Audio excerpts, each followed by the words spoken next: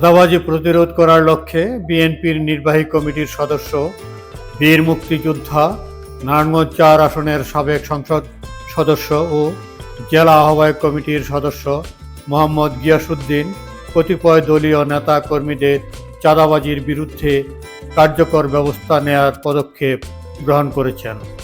এই বিষয়ে YouTube channel TNN-TV24-এ তিনি একটি এক্সক্লুসিভ ইন্টারভিউ দিয়েছেন। সুপ্রিয় দর্শক, মোহাম্মদ গিয়াসউদ্দিনের সম্পূর্ণ ইন্টারভিউটি আপনাদের জন্য তুলে ধরা হলো। বাংলাদেশের বৃহত্তম রাজনৈতিক দল বিএনপি স্বৈরাচার বিরোধী আন্দোলনে 16 বৎসর নেতাকর্মীরা অনেক জুলুম, অত্যাচার, নির্যাতন সহ্য করেছে, অনেক মামলা, হামলা, হত্যার শিকার হয়েছে, অর্থনৈতিকভাবে ক্ষতিগ্রস্ত হয়েছে। সর্বশেষ এক দফার আন্দোলনে জুলাই, আগস্ট গণ অভ্যুত্থান মধ্য দিয়ে স্বৈরাচার পালিয়ে যেতে বাধ্য হয়। স্বৈরাচারী শেখ হাসিনা পালিয়ে যাওয়ার সাথে সাথে তার বংশধর, তার দলের মন্ত্রী, এমপি এবং গ্রাম পর্যায়ের নেতাকর্মী যারা ক্ষমতায় থাকা অবস্থায় দেশের ক্ষতিগ্রস্ত করেছে, দেশের মানুষের বিরুদ্ধে বিভিন্ন প্রকার অন্যায় জুলুম করেছে, তারাও পালিয়ে যায়। কেউ দেশ ছেড়ে পালিয়ে যায়, কেউ দেশের অভ্যন্তরে লুকিয়ে থাকে। 16 বছর তারা বাংলাদেশের মাঠঘাট, হাট থেকে আরম্ভ করে ব্যবসা বাণিজ্য যা কিছু আছে তারা কোনো ব্যবসায়ীকে করতে দেয়নি। সমস্ত কিছু তারা নিজ দখলে নিয়ে তারা জুলুমের এক রাজত্ব কায়েম করেছিল এবং ব্যবসা বাণিজ্য সমস্ত কিছু তাদের কুক্ষিগত করেছিল। অবৈধভাবে সম্পদ আহরণ করে বিদেশেও পাচার করেছে, দেশেও তারা অবৈধ সম্পদের পাহাড় গড়েছে। স্বৈরাচার 5 তারিখে পালিয়ে যাওয়ার পরে সেই সকল যে ব্যবসা বাণিজ্য কিংবা মাঠঘাট ছিল, বিভিন্ন ক্ষেত্র, সেগুলা দেখা গেছে স্থানীয় অনেক লোভী ব্যক্তি কিংবা তাদের সাথে যারা সেই সময় এগুলা দখল করেছে, স্বৈরাচারী নেতৃবৃন্দের সাথে যারা সহযোগী ছিল, তারা এগুলা দখল করতে শুরু করে এবং ক্রমান্বয়ে লক্ষ্য করা গেছে যে বিপদগামী কিছু লোকজন রাজনীতিক পরিচয় দিয়ে তারাও এই সমস্ত ব্যবসা বাণিজ্য দখল করে। পরবর্তী সময় দেখা গেছে যে এটা চাঁদাবাজির এক বিরাট রূপ পরিগ্রহ করে, ব্যাপকতা লক্ষ্য করা যায়। এই সময় আমাদের দলের গিয়াসউদ্দিন মনে করেন বিএনপির ভারপ্রাপ্ত চেয়ারম্যান তারেক রহমানের বিরুদ্ধে একটি চক্র অশালীন বক্তব্য দিয়ে দলের ইমেজ নষ্ট করার অপচেষ্টা করে যাচ্ছে, কিন্তু তাতে কোনো লাভ হবে না, কারণ বিএনপি একটি বৃহৎ রাজনৈতিক দল আর এই দলের অভিভাবক তারেক রহমান। এই সময় আমাদের দলের ভারপ্রাপ্ত চেয়ারম্যান জনাব তারেক রহমান তার নলেজে যাওয়ার পরেই সে সতর্কবাণী উচ্চারণ করে দলীয় নেতাকর্মীদেরকে বারবার সতর্ক করতে থাকে। জাতির উদ্দেশ্য তিনি বক্তব্য দিয়ে এই ধরনের অনৈতিক কাজ থেকে সবাইকে বিরত থাকার জন্য আহ্বান জানায়। এছাড়াও অন্তর্বর্তীকালীন সরকারের কাছে দাবি জানানো হয় যারা এই অনৈতিক কাজে জড়িত হবে আইন প্রয়োগকারী সংস্থা যাতে আইনানুগ ব্যবস্থা গ্রহণ করে। এত সত্ত্বেও দেখা গেছে কোনো কোনো ক্ষেত্রে 2-4 জন আমাদের দলীয় পরিচয়েও কোনো কোনো জায়গায় অনৈতিক কিছু কাজ করার অভিযোগ তার কাছে যায়। তিনি সেগুলো তদন্ত করে তাদের বিরুদ্ধে শাস্তিমূলক ব্যবস্থা গ্রহণ করেছে। ইতিমধ্যে সারা বাংলাদেশে কয়েক হাজার নেতাকর্মী বিএনপির দল থেকে বহিষ্কার করা হয়েছে, সাময়িক বরখাস্ত করা হয়েছে, কারণ দর্শানোর নোটিশ দেওয়া হয়েছে। এখনো সেটা অব্যাহত আছে। এত সত্ত্বেও দেখা গেছে যে চাঁদাবাজির সাথে জড়িত স্বৈরাচারী সরকারের সময় যারা ছিল তাদের অনেকে গোল পাল্টিয়ে বিভিন্নভাবে এই চাঁদাবাজির সাথে সম্পৃক্ত হয়ে কাজ করছে। আর বিএনপির বিরুদ্ধাচরণকারী বেশ কিছু রাজনৈতিক দল যারা রাজনৈতিকভাবে বিএনপিকে মোকাবেলা করতে পারতেছে না এবং আগামীতে নির্বাচন হলে যারা মনে করে বিএনপির সাথে পেরে উঠবে না, তারাও কৌশলে ষড়যন্ত্র করতেছে বিএনপির বদনাম করার জন্য, এই চাঁদাবাজির জন্য শুধু বিএনপিকে দায়ী করার জন্য এবং জনগণ থেকে বিএনপিকে বিচ্ছিন্ন করার জন্য, জনগণের মনে বিএনপি সম্পর্কে একটা খারাপ ধারণা দেওয়ার জন্য। এমনকি লক্ষ্য করা গেছে যে যারা অত্যন্ত নিজেদেরকে খুব বিশুদ্ধ মানুষ, ধার্মিক পরহেজগার মানুষ, সৎ মানুষ হিসাবে দাবি করে, তারাও আমাদের ভারপ্রাপ্ত চেয়ারম্যান জনাব তারেক রহমানের বিরুদ্ধে মিথ্যা অপবাদ দিয়ে কটূক্তি করতে, খারাপ ভাষা ব্যবহার করতে কুণ্ঠাবোধ করে নেয়। এটা তারাও জানে যে এই যে কটূক্তি, এটা কোনো ভালো মানুষ করে না, কোনো সভ্য মানুষ করে না, কোনো ইমানদার মানুষ করে না। কিন্তু তারপরেও তারা করছে এই জন্য যে তারেক রহমান সাহেবের ইমেজের সাথে, রাজনৈতিক বর্তমান তার যে অবস্থান, এর সাথে তারা পেরে উঠছে না।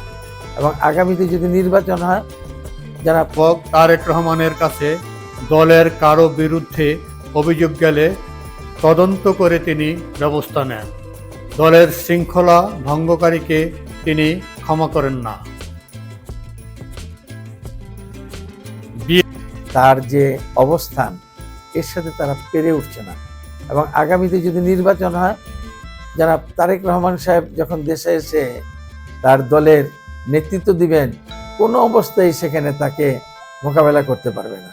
সেই কারণে আজকে তারা কূটকৌশল হিসাবে নিছে যে মিথ্যা প্রচারের মাধ্যমে, অপপ্রচারের মাধ্যমে তাকেও মানুষের কাছে খাটো করে তুলতে পারে কিভাবে, এবং দলকে, আমাদের বিএনপি দলকেও। একটা কথা এখানে উল্লেখ করা যায়, কোনো এক পরিবারের 2-4টা সন্তান আছে, বাপ মা ভালো, দেখা গেল কোনো সন্তান কোনো একটা অপরাধের সাথে জড়িত হয়ে গেছে, এরপর কি করে অভিভাবকের কাছে, বাপ মার কাছে এসে বিচার দেয়। বিচারের পর করতে গিয়ে যদি দেখা যায় কোনো অভিভাবক তার সন্তান যে অপরাধ করেছে, এই সন্তানের পক্ষ নিয়ে কথা বলছে, সন্তানকে এই বিচার কার্যে জিতিয়ে আনার জন্য চেষ্টা করছে, সেই ক্ষেত্রে বলা যাবে যে এই বাপ মাও খারাপ, বাপ মা খারাপ, সেই কারণে সন্তান খারাপ। আর যদি দেখা যায় কোনো সন্তান খারাপ কাজ করেছে, বিচার আসার পরে বাবা মা সন্তানকে যথাযথভাবে শাস্তির ব্যবস্থা করেছে, তাহলে বুঝতে হবে যে সেই বাপ মা ভালো এবং তার সন্তানেরও ভালো চায়। সেই হিসাবে বিএনপি একটা বৃহত্তম রাজনৈতিক দল এবং বৃহত্তম পরিবার যদি ধরি, এই পরিবারের অভিভাবক হচ্ছেন আমাদের জনাব তারেক রহমান। যখনই তার কাছে কোনো বিচার যাচ্ছে কারো বিরুদ্ধে, তিনি তার তদন্ত করে তার শাস্তির ব্যবস্থা করছেন, কিন্তু সে অভিযুক্ত ব্যক্তির পক্ষপাতিত্ব করছেন না, পক্ষ নিচ্ছেন না। তাহলে তো বুঝেই যায় এটা যে জনাব তারেক রহমান যে কোনো অন্যায়ের বিরুদ্ধে বিচার করতে বদ্ধপরিকর। তার নিজের দলের হলো তিনি শাস্তি দিতে কুণ্ঠাবোধ করছেন না। যাকে তিনি বহিষ্কার করছেন, তার দলের তো কিছু হলো, সামান্য হলো ক্ষতি হচ্ছে, পিপিলিকার বল, কিন্তু সেখানে একজনকে বাদ দিয়ে দিচ্ছেন, এটা কম বড় কাজ না। এই শাস্তি দেওয়ার পরে উনি বলছেন যে আইন প্রয়োগকারী সংস্থা আইনের ব্যবস্থা নেবে, সেখানে আমাদের দলের কেউ যদি তার পক্ষ নেয়, তার বিরুদ্ধে তিনি ব্যবস্থা নেবেন। তাহলে এই যে তারেক রহমান সাহেবের এই দৃঢ় মন যে এবং অন্যায়ের বিরুদ্ধে তার যে অবস্থান এবং শাস্তি দেওয়ার মতো তার যে মানসিকতা, এই ক্ষেত্রে যারা এখন তার বিরুদ্ধে বলছেন, নিশ্চয়ই জনগণ, দেশবাসী বুঝবে যে তারেক রহমান সাহেবের বিরুদ্ধে অপপ্রচার ছাড়া, তাকে মানুষের কাছে হেয় প্রতিপন্ন করা ছাড়া বিএনপির দলকে হেয় প্রতিপন্ন করা ছাড়া অন্য কোনো কিছুই তাদের উদ্দেশ্য নাই। আমি মনে করি যে বাংলাদেশের জনগণ 1971 সালে পাকিস্তানি শাসক জনতার বিরুদ্ধে সশস্ত্র সংগ্রামের মাধ্যমে মুক্তিযুদ্ধের মাধ্যমে দেশ স্বাধীন করেছে। পাক হানাদার বাহিনীকে এদেশের পক্ষ থেকে মধ্য থেকেও অনেক রাজনৈতিক দল সেদিন তাদেরকে সহযোগিতা করেছে। আমাদের বিরুদ্ধে তারা সেদিন কাজ করেছে। জনগণের আন্দোলন এবং সশস্ত্র সংগ্রামে তারা পরাজিত হয়েছে। সেই সময়ও বাংলাদেশের মানুষের বিপক্ষে বিভিন্ন অপপ্রচার চালানো হয়েছে পাকিস্তানি শাসক জনতার পক্ষে। করেন না। বিএনপি নেতা মোহাম্মদ গিয়াসউদ্দিন মনে করেন ৭১-এর পরাজিত শক্তি নতুন করে বিএনপির বিরুদ্ধে ষড়যন্ত্র শুরু করেছে। তবে বিএনপি কোনো ঠুনকু দল নয় যে তারা ক্ষতি করতে পারবে। সেদিন কাজ করেছে। জনগণের আন্দোলন এবং সশস্ত্র সংগ্রামে তারা পরাজিত হয়েছে। সেই সময়ও বাংলাদেশের মানুষের বিপক্ষে বিভিন্ন অপপ্রচার চালানো হয়েছে পাকিস্তানি শাসক জনতার পক্ষে, কিন্তু জনগণকে এ থেকে বিচ্যুত করতে পারেনি। আজকেও আমরা মনে করি সেই পরাজিত শক্তি এবং যারা নতুন করে ষড়যন্ত্রের বেড়াজাল রচনা করছে তারাও এই মিথ্যা অপপ্রচার করে কোনো বিএনপির কোনো ক্ষতি করতে পারবে না। তারেক রহমান সাহেবের যে অগ্রযাত্রা এখানে প্রতিবন্ধকতা সৃষ্টি করতে পারবে না। বাংলাদেশের মানুষ ইনশাল্লাহ সেটা মোকাবেলা করবে। তারপরেও বলবো, আমরা প্রত্যেকে এখন বিএনপির নেতা কর্মী যাই হোক না কেন, কোনো এলাকায় যদি চাঁদাবাজির সাথে অনৈতিক কাজের সাথে অংশগ্রহণ করে কিংবা অনৈতিক কাজে লিপ্ত হয়, কঠোর হস্তে তাদেরকে দমন করার জন্য আমরা বদ্ধপরিকর। আমরা সেই ব্যবস্থা নিচ্ছি। প্রত্যেকটা এলাকায় আমরা আমাদের মানুষজন যারা আছে সবাইকে আমরা সেখানে অতন্ত্র প্রহরীর মতো কাজ করার জন্য আমরা কমিটি করে দিয়ে আমরা সেখানে লক্ষ্য রাখছি। যদি কেউ এখানে এই নারায়ণগঞ্জে সিদ্ধিরগঞ্জ ফতুল্লায় চাঁদাবাজি করে, এদেরকে কোনো অবস্থায় রেহাই করা হবে না। আমরা এই কথাও সবাইকে জানাচ্ছি যে চাঁদাবাদের কোনো দল নাই, চাঁদাবাদের কোনো আদর্শ নাই, চরিত্র নাই। কাজেই আমাদের দলের নাম ভাঙিয়ে যদি কেউ চাঁদাবাজিতে যায়, তাদেরকে যেন জনগণের পক্ষ থেকে প্রতিরোধ করা হয়। আর যদি তারা সেখানে ভয়ভীতি পায় তাহলে আমাদেরকে জানাবে, আমরা সাথে সাথে তার বিরুদ্ধে ব্যবস্থা গ্রহণ করব। আমরা এক কথায় নারায়ণগঞ্জকে এই সময় চাঁদামুক্ত নারায়ণগঞ্জ গঠন করতে চাই। তো আমরা যেটা জুলাই আগস্ট বিপ্লবেও সক্রিয় ভূমিকা রেখেছেন বিএনপির এই বর্ষিয়ার নেতা মোহাম্মদ গিয়াসউদ্দিন। আগামী জাতীয় সংসদ নির্বাচনে দল তাকে যেভাবে নির্দেশ দেবেন সেভাবেই কাজ করবেন তিনি। আমি স্বৈরাচার বিরোধী আন্দোলন করি, সংগ্রাম করি। অনেক নির্যাতন, জুলুম, অত্যাচার হয়েছে। অসংখ্য মামলার আসামি হয়ে অনেকে আমরা কারাবরণ করেছি। অনেকে পরিবার পরিজন ছেড়ে পলাতক জীবনযাপন করেছি। তারপরেও আমাদের দলের ভারপ্রাপ্ত চেয়ারম্যানের নির্দেশনায়, তারেক রহমানের নির্দেশনায় আমরা স্বৈরাচারী শেখ হাসিনা, ফ্যাসিস্ট শেখ হাসিনার বিরুদ্ধে সংগ্রাম অব্যাহত রেখেছিলাম। জুলাই আগস্ট চূড়ান্ত যখন সংগ্রাম, রাজপথে আমরা তখনও ছিলাম, আমরা পিছপা হই নাই। এবং শীতলক্ষা ব্রিজ থেকে যাত্রাবাড়ি এবং পোল্ডার রোড থেকে চাষারা পর্যন্ত আমরা এমনভাবে আন্দোলন সংগ্রাম করেছি যে এটার একটা ঐতিহাসিক প্রেক্ষাপট তৈরি হয়েছে।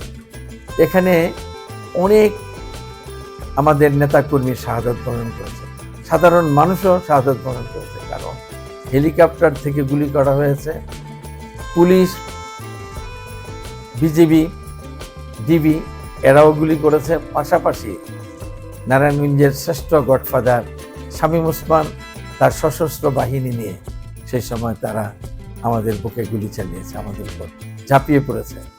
এত সত্ত্বেও আমরা পিছপা হই নাই। আমরা সেই আন্দোলন করে সফলতা অর্জন করেছি।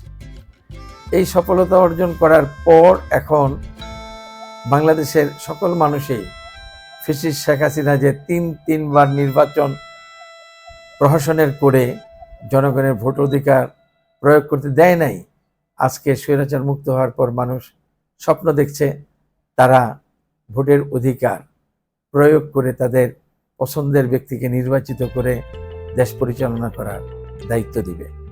এই সময় নির্বাচনের বাতাস বা আমেজ সব জায়গায় চলছে।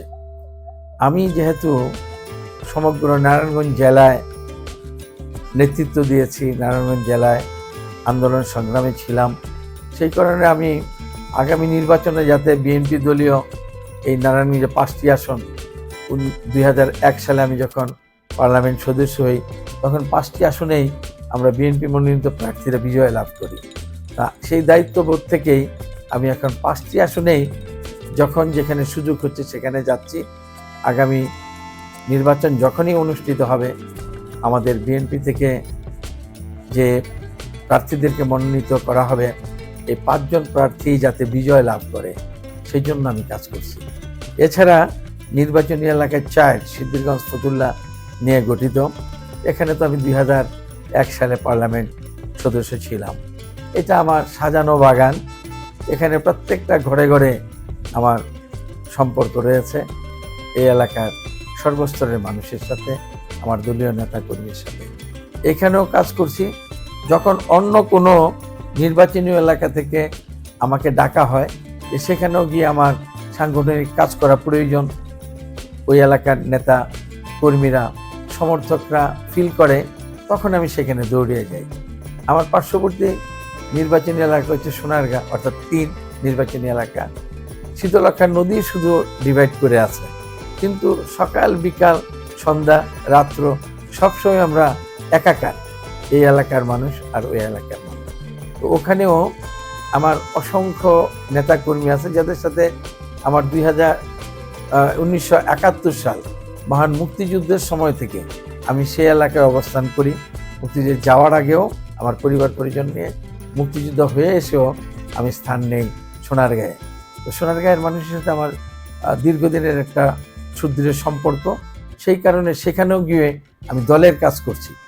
এখন হলো দলের কাজ করতে গিয়ে দল যদি আমাকে যে কোনো আসন থেকে মনোনয়ন দেয় আমি প্রস্তুত আছি সেখান থেকে নির্বাচন করার জন্য।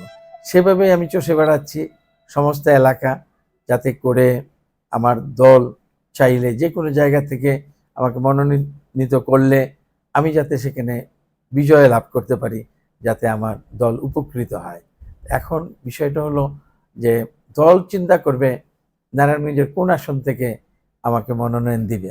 আবার যদি আমাকে মনোনয়ন নাও দিতে পারে কোন আসন থেকে, আমি যেহেতু রাজনীতি করি, একটা দল করি, তো দলের 5 জন প্রার্থিত হবে 5টা নির্বাচনী এলাকায়। সেই 5টা প্রার্থীকে বিজয়ী করে আনার জন্য আমি ইনশাল্লাহ আমার সাধ্য অনুযায়ী কাজ করব।